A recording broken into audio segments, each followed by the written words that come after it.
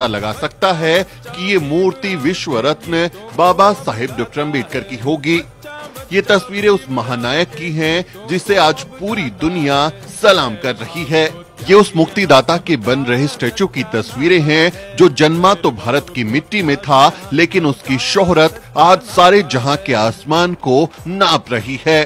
ये तस्वीरें बाबा साहेब डॉक्टर अम्बेडकर के उस स्टैचू की हैं जो हैदराबाद में बन रहा है। हुसैन सागर झील के आसपास से गुजरने वाले हर शख्स की आंखें इस महानायक के भव्य निर्माण पर ठहर जाती हैं। तेलंगाना सरकार नए सेक्रेटेरिएट के पास बाबा साहब डॉक्टर अम्बेडकर की 125 फीट ऊंची भव्य प्रतिमा बनवा रही है। ये भारत में अब तक बनी बाबा साहब डॉक्टर अम्बेडकर की सबसे ऊंची मूर्ति होगी। मूर्ति बनाने में तांबे का इस्तेमाल और पत्थरों का इस्तेमाल हो रहा है।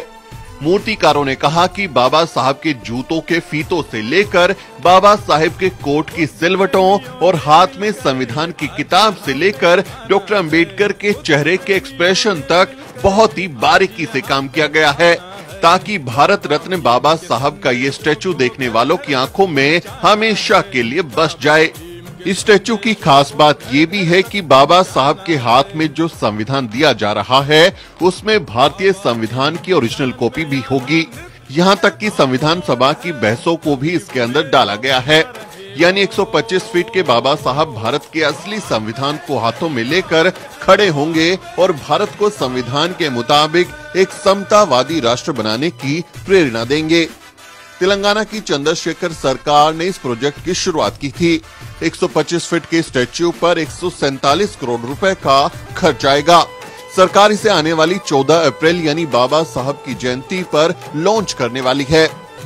करीब 11.5 एकड़ में फैले इस प्रोजेक्ट में 20,000 फीट एरिया में बाबा साहब की मूर्ति के नीचे संसद के आकार में एक म्यूजियम और लाइब्रेरी भी बनाई जा रही है, जहां बाबा साहब की जिंदगी से जुड़ी चीजें दिखाई जाएंगी, जहां ऑडियो और वीडियो फॉर्मेट में भी बाबा साहब की जिंदगी से जुड़ी बातें दिखाई जाएंगी। अगर इस निर्माण की ऊंचाई भी जोड़ दे तो बाबा साहब की इस मूर्ति की कुल लंबाई 175 फीट हो जाएगी। मूर्तिकारों का कहना है कि इस मूर्ति को बनाने का काम मार्च महीने तक पूरा हो जाएगा और इसे आने वाली अम्बेडकर जयंती पर लॉन्च किया जा सकेगा। बाबा साहब की मूर्ति बनाने का काम मशहूर मूर्तिकार राम सुतार और उनके बेटे अनिल सुतार को दिया गया है। राम सुतार दुनिया भर में अपने काम के लिए मशहूर हैं। उन्होंने सरदार पटेल की स्टैच्यू ऑफ यूनिटी का डिजाइन भी तैयार किया था। इसके अलावा नोएडा के दलित प्रेरणा स्थल में लगी बाबा साहब डॉक्टर अम्बेडकर, मान्यवर कांशीराम, बहन कुमारी मायावती और अन्य महानायकों की मूर्तियों को भी राम सुतार ने ही बनाया था। यहाँ तक कि लखनऊ के डॉक्टर अम्बेडकर पार्क में लगी मूर्तियां भी राम सुतार ने ही तैयार की थी। अब बाप बेटे की ये जोड़ी डॉक्टर अम्बेडकर का सबसे बड़ा स्टैचू तैयार कर रही है। नोएडा में पत्थरों को तराशा जा रहा है। हर एक हिस्से को पहले नोएडा के स्टूडियो में तैयार किया जाता है और फिर उसे हैदराबाद भेजा जाता है, जहां उसे असेंबल किया जाता है। मूर्ति के बीच में स्टेनलेस स्टील का ढांचा तैयार किया गया है ताकि वो किसी भी मौसम की मार को झेल सके और आंधी तूफान के सामने डटकर खड़ा रहे। मीडिया रिपोर्ट्स के मुताबिक मूर्ति का चेहरा भी तैयार हो चुका है, जिसे टुकड़ों में नोएडा से हैदराबाद शिफ्ट किया जा रहा है और जल्द ही पूरी मूर्ति बनकर तैयार हो जाएगी। आने वाली 14 अप्रैल को हैदराबाद में डॉक्टर अम्बेडकर का ये स्टैचू पूरी दुनिया के सामने होगा। सीएम के चंद्रशेखर राव डॉक्टर अम्बेडकर की मूर्ति के सहारे दलित मतदाताओं को भी साधने की कोशिश कर रहे हैं।